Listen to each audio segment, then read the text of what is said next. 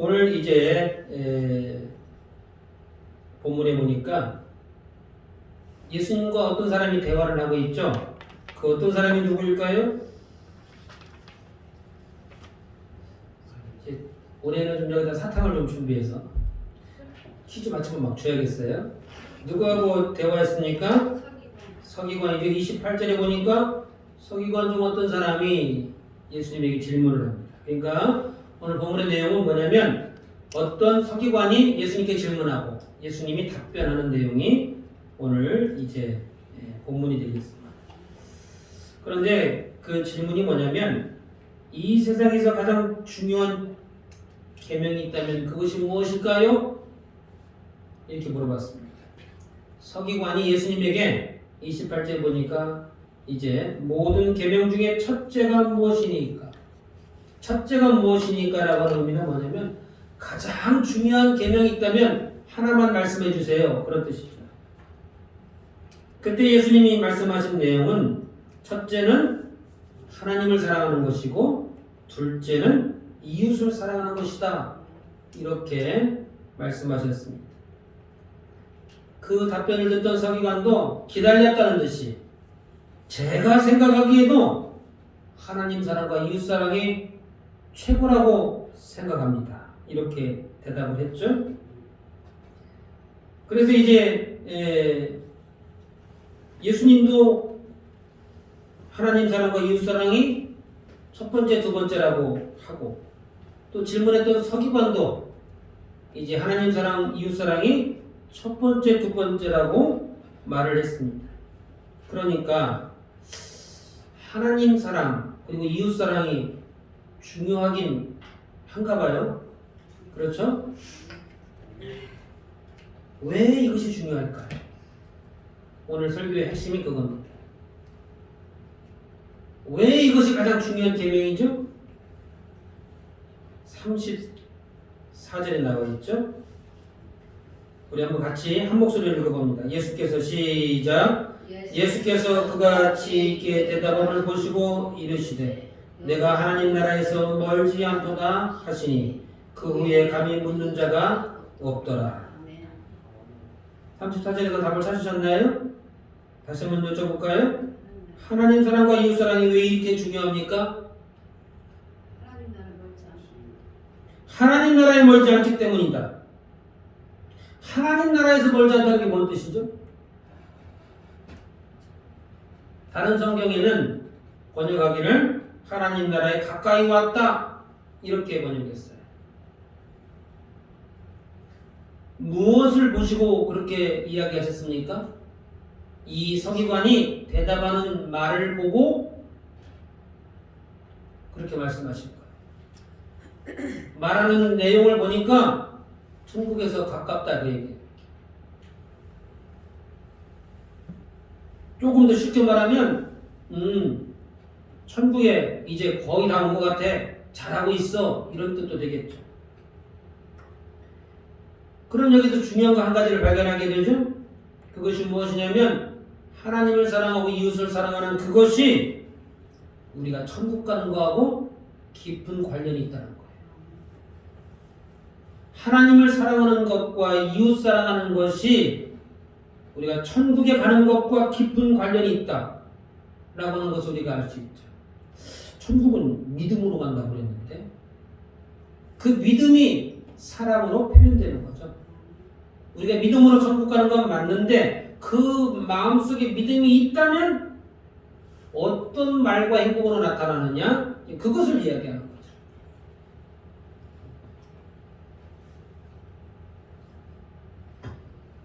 그러면 스스로에게만 물어보시길 바랍니다.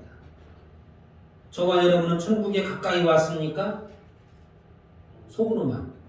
이거 이 믿음이 막 겉으로 나오셔가지고 아멘 하시는 분들도 있는데 하셔도 상관이 없습니다만 속으로만.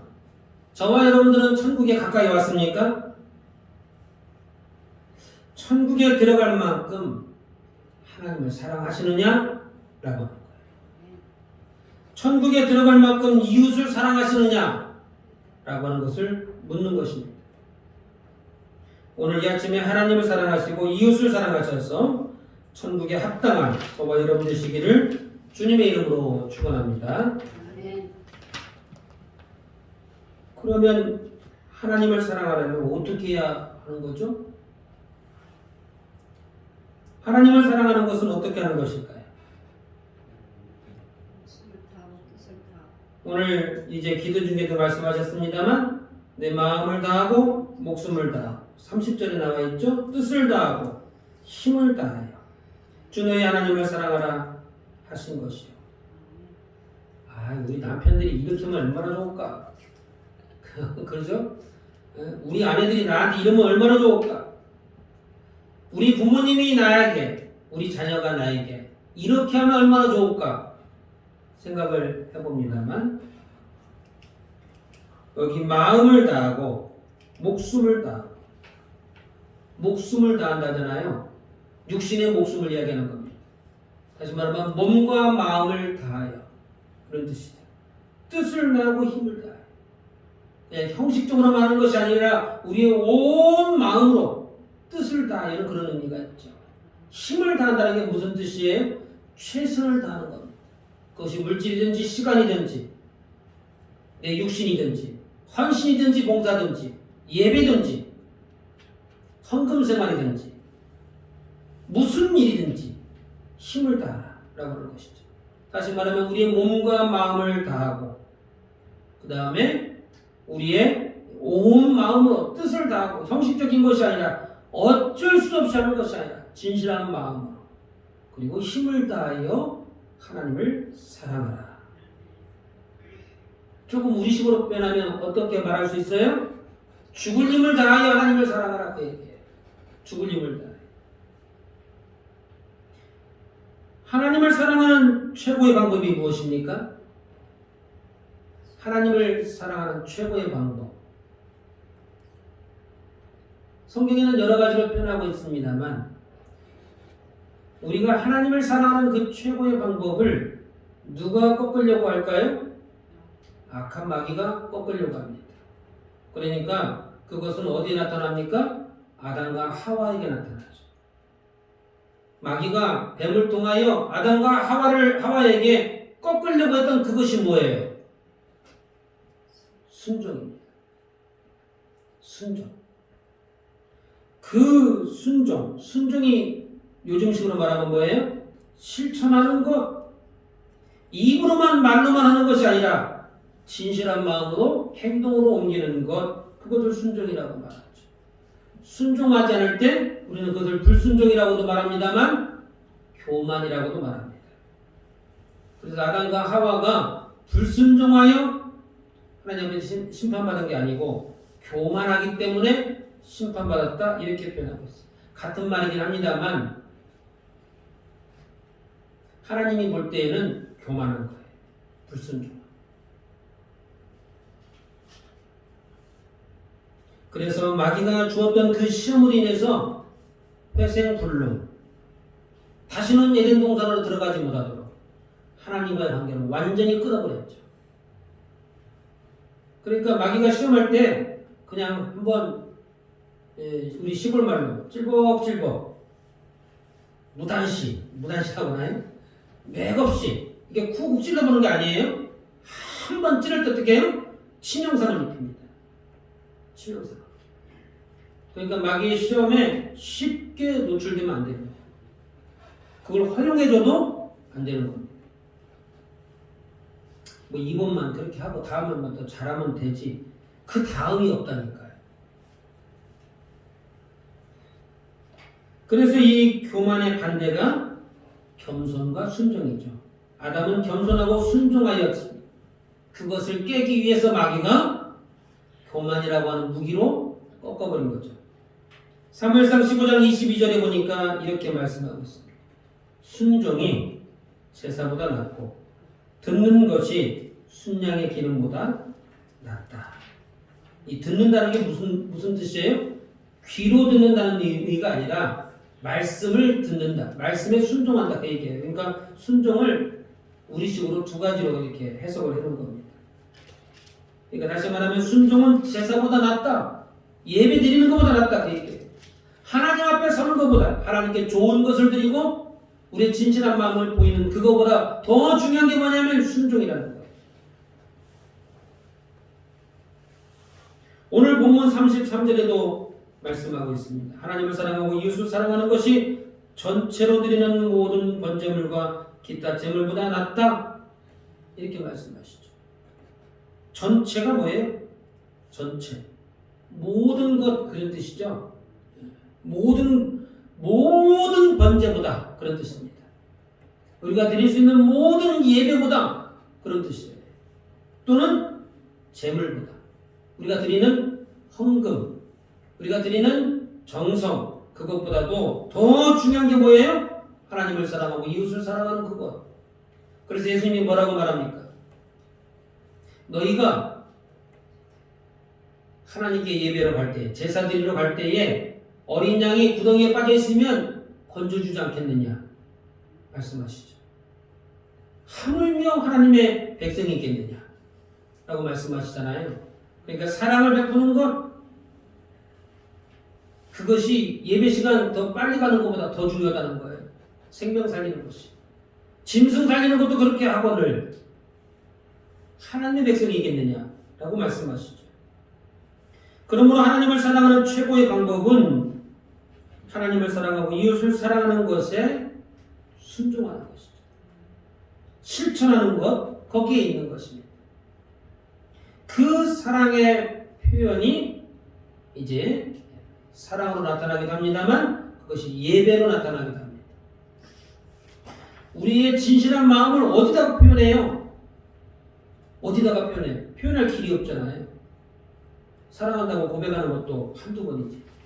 그잖아요. 듣기 좋은 소리도 한두 번이지. 신혼 때나 그렇게 하는 것이죠. 조금만 지나봐요.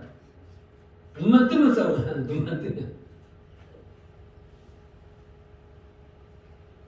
그 사랑의 표현이 예배입니다. 그래서 예배는 종합선물 세트라고 했잖아요. 우리 신앙의 직결체. 우리 신앙의 모든 것을 집대성해 놓은 데가 어디냐면 예배예요. 그래서 교회의 목적이, 교회가 존재하는 이유, 그건 예배에 있다고 했죠. 그러니까 예배 생활에는 최선을 다하셔야 됩니다. 그러므로 어떤 경우에라도 하나님 앞에 예배하는 것은 매우 중요한 거예요. 왜냐하면 우리가 하나님을 사랑한다는 하는 그 마음이 예배를 통해서 표현돼요. 그 예배에 동참한다고 하는 것이 이미 순종을 하고 있는 것이죠. 그래서 부부싸움을 하다가도 예배 시간이 되면 싸움을 멈추고 예배를 드리고 와서 다시 싸우면 안 되겠지만 다시 싸우는 한이 있어도 저희 가정도 이제 신혼 초에는 그랬죠. 싸우다가도 예배 시간 되면 뛰어가야 됩니다. 뛰어가요. 될 수 있으면 다시 와서 다시 안 싸워야 되겠지만. 그러니까 부부싸움을 하다가도 예배 시간이 되면 싸움을 멈춰보셔야 되는 거예요. 왜요? 부부싸움이 왜 부부싸움을 하는 거예요? 내 자존심 때문에 하는 거잖아요. 내 자존심. 그러니까 내 자존심 혹은 그 이상의 무엇이 있다 할지라도 천국 가는 것보다 중요하잖아요. 가장 중요한 거는 내가 천국에 가느냐 못 가느냐. 이게 중요한 거예요. 억만금을 얻었다 한들, 내가 명예와 권세와 자존심을 세웠다 한들 천국에 못 가면 무슨 의미가 있겠어요? 그래서 밥을 먹다가도 예배 시간이 되면 숟가락을 던지고 쫓아오셔야 돼요. 잠이 와도 눈을 막 쌍심지를 켜고 달려오셔야 돼요. 커피를 2잔, 3잔 마셔서라도. 공부를 하다가도 예배가 먼저입니다. 예배 생활에 무너지기 시작하면 다 무너지는 거예요. 저뿐만 아니라 어떤 목사님을 모셔와서 여기를 그 말씀을 들어도 다 동일한 이야기를 하실 것입니다. 예배가 가장 중요하다. 돈을 벌다가도 예배 시간 되면 쫓아오셔야 돼요. 그것이 성경의 가르침이죠. 그것이 하나님을 사랑한다고 하는 표현이에요. 이제 여자분들이 이렇게 데이트할 때 결혼을 확정짓기 전에 뭐해요? 이 남자가 진짜 나를 좋아하는지 아닌지 테스트 해보잖아요. 테스트. 그래서 뭘 확인하려고 그러는 거예요? 나에 대한 사랑이 확실한지 진실한지 그거 보려고 하잖아요. 마찬가지로 우리의 신앙, 하나님을 사랑한다고 하는 그것이 어디로 표현되는 거예요? 우리의 삶 가운데서 이와 같이 나타나는 것입니다. 그러므로 하나님을 사랑한다고 하는 최고의 표현, 그것이 바로 예배 생활. 그러므로 저와 여러분들은 예배와 또 순종의 삶을 통하여 하나님의 사랑을 확증하시기를 주님의 이름으로 축원합니다. 그러면 왜 이렇게 하나님 사랑이 중요할까요? 왜 하나님을 사랑하는 것이 이렇게 중요하죠?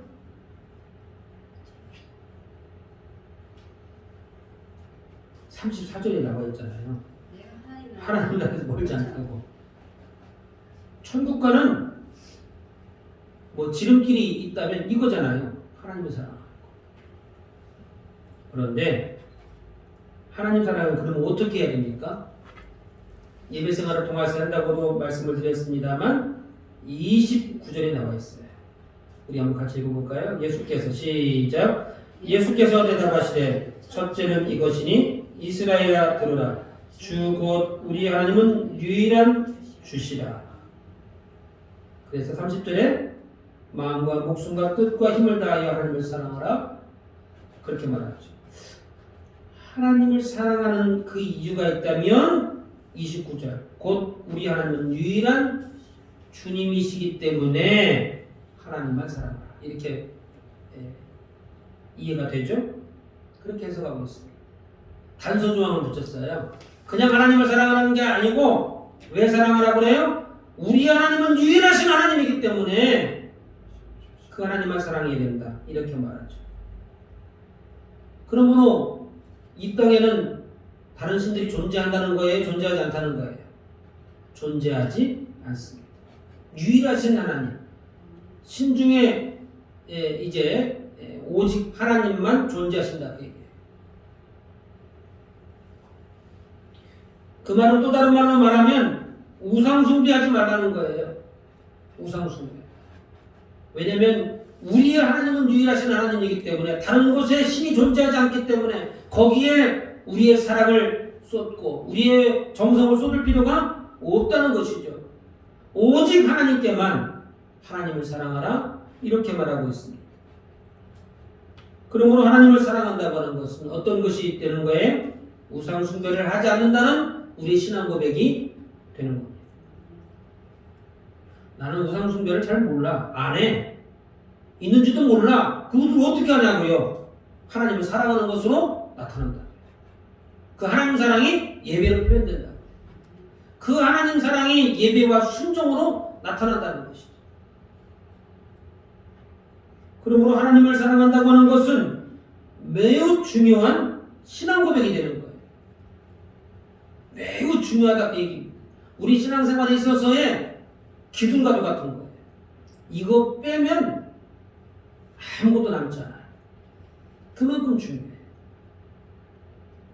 그러므로 유일하신 하나님만 믿고 의지하심으로 순종과 예배생활로 우리의 하나님을 사랑하는 것이 표현되어서 하나님께 인정받는 저와 여러분 되시기를 주님의 이름으로 축원합니다. 그러면 이웃 사랑은 어떻게 해야 될까요? 하나님 사랑은 이제 우리의 마음과 목숨과 뜻과 이제 힘을 다하여 사랑하라. 왜냐하면 그분은 유일하신 하나님이기 때문이다. 이렇게 말하죠. 그래서 그것이 하나님을 사랑하는 것이 예배를 통하여 나타나고 또 이제 표현된다. 이렇게 말하고 있죠. 그러면 이웃은 어떻게 사랑해야 될까요? 31절입니다. 네? 네, 31절 우리가 함께 읽어봅니다. 둘째는 시작. 둘째는 이것이니 내 이웃을 내 자신과 같이 사랑하라 하신 것이라. 이보다 더 큰 계명이 없느니라. 이제 열정이 막 충만해가지고 질문도 안 했는데 답이 먼저 나와요. 질문하실 때만 답을 하시면 됩니다. 왜냐면 이제 우리 마고사님이 한번 끝났잖아요. 대화를 하시다가 그렇게 하시면 안 되고 제가 질문하면 답변하시면 됩니다. 자, 그래서 이웃사랑은 어떻게 하는 것입니까? 이제 보니까 자기 자신을 사랑하는 것 같이 사랑하라. 누구를 그렇게 사랑하라고요? 이웃을 그렇게 사랑하라. 이웃을. 아이고, 내 자식도 내 자신을 사랑하는 것처럼 그렇게 못하는데 피 한 방울 안 삭힌 다른 사람은 어떻게 그렇게 합니까? 그게 쉽지 않다고요. 어렵다고요. 그런데 예수님이 그렇게 본을 보여주셨잖아요. 우리하고는 피 한 방울 안 삭혔는데 예수님이 저와 여러분을 위해서 십자가에 못 박혀 죽으셨습니다. 그래서 예수님이 자기 자신을 부인하고 나를 따르라. 이렇게 말씀하셨죠. 너희들도 나와 같은 삶을 살아야 한다. 이런 뜻입니다. 그런데 이웃을 사랑할 때 여기에 중요한 이제 질문이 뭐냐면 한 형제간처럼 사랑하라. 한 형제간처럼. 피를 나눈 형제간처럼 그렇게 사랑하라. 왜 그렇게 말씀하지 않았을까요? 이웃을 사랑할 때 너희 가족처럼 사랑하라. 왜 그렇게 말씀하지 않고 내 자신과 같이 사랑하라 하셨을까요? 아무리 피를 나는 형제도요, 사랑하는 것에는 한계가 있습니다. 형제가 10명이라도 마음이 가는 형제가 있고 저것을 미워 죽겠어 하는 형제가 있을 수 있어요. 뭐 여러분들은 다 사랑하실지는 몰라도 저 형제는 그렇더라고. 꼭 미운 짓 하는 형제가 있어요. 가족을 사랑하는 것도 한계가 있습니다. 자녀가 부모를 사랑하는 것도 한계가 있고, 아내가 남편이 아내를 사랑하는 것도 한계가 있습니다. 그것이 시간의 한계가 될 수도 있고, 건강의 한계가 될 수 있고, 또 마음은 있지만 그렇게 표현을 못하는 성격의 한계가 있을 수도 있습니다. 그러나 자기 자신을 사랑하는 것은 한계가 없죠. 내가 하기 싫으면 자면 되고, 오늘은 그냥 이제 내가 하고 싶은 일 하고 싶다 하면 되는 거죠. 그러니까 자기 자신을 사랑하는 것에는 한계가 없고 자기 자신을 사랑하는 것에는 물질과 시간을 아끼지 않습니다.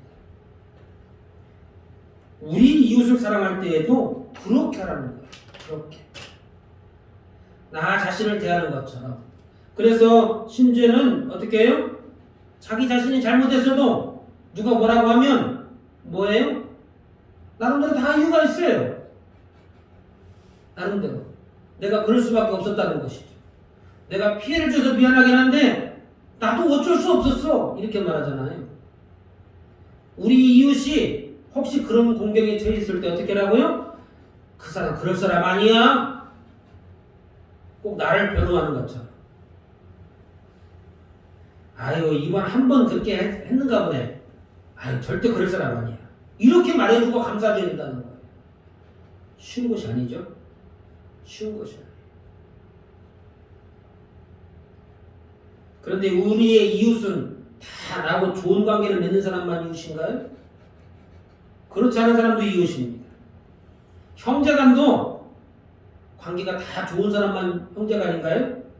형제들 중에는 꼭 나를 싫어하거나 미워하거나 꼭 이렇게 얌체 같은 형제가 있을 수 있잖아요. 그래도 형제가 있잖아요. 이웃도 마찬가지. 그러니까 여기서 말하는 이웃을 내 자신과 같이 사랑하라고 하는 말은 어디에 적용되는 거예요? 그렇게 내가 감싸주고 좋은 말 해주고 품어줄 만한 자격이 되는 사람도 그렇게 해야 되겠지만 그렇지 못한 사람도 해줘야 된다는 거예요. 그렇지 못한 사람도. 나에게 이제 잘 못하고 나에게 잔소리하고 나에게 싫은 표현하는 그 사람에게도 한없이 품어주고 안아주고 이렇게 해야 된다는 거예요. 마치 내가 나를 사랑하는 것처럼 그 사람도 사랑할 수 있어야 된다라고 말하고 있는 것입니다. 그러므로 오늘부터는 주님 오시는 그날까지 내 입에서 어떤 말이 나가야 돼요? 긍정적인 얘기가 나가야죠. 싫은 소리, 부정적인 이야기, 마음 아픈 이야기, 상처 주는 말은 절대 입 밖으로 내서는 안 되는 것입니다. 누구를 위해서 그렇게 해야 된다는 거예요? 상대방을 위해서 그렇게 하는 게 아니에요. 나를 위해서 그렇게 하는 거예요. 왜냐하면 그 이웃사랑이 천국에 가는 척도가 된다고 말하잖아요. 천국에서 멀지 않았다 이렇게 말씀하고 있잖아요. 그러니까 내 말 한마디가 상대방에게는 상처가 될지 모르지만 나에게는 천국에 가지 못하는 치명적인 상처가 될 수 있어요. 상대방은 그냥 그 한 소리 듣고 기분 나쁘다고 투덜투덜 하는 것으로 끝낼지 모르겠지만 나에게는 하나님 앞에 심판의 기준이 되기 때문에 내가 더 치명상을 입는 겁니다. 그러므로 오늘부터는 우리의 말과 혀는 긍정적인 이야기, 감싸주고 품어주는 이야기, 예수님과 같은 모습을 닮아가시기를 주님의 이름으로 축원합니다. 그러면 다시 처음의 질문으로 돌아가기를 바랍니다.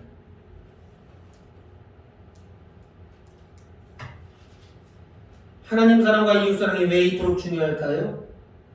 34절에 보니까 내가 하나님 나라에서 멀지 않도다 이렇게 말씀하시고 있습니다.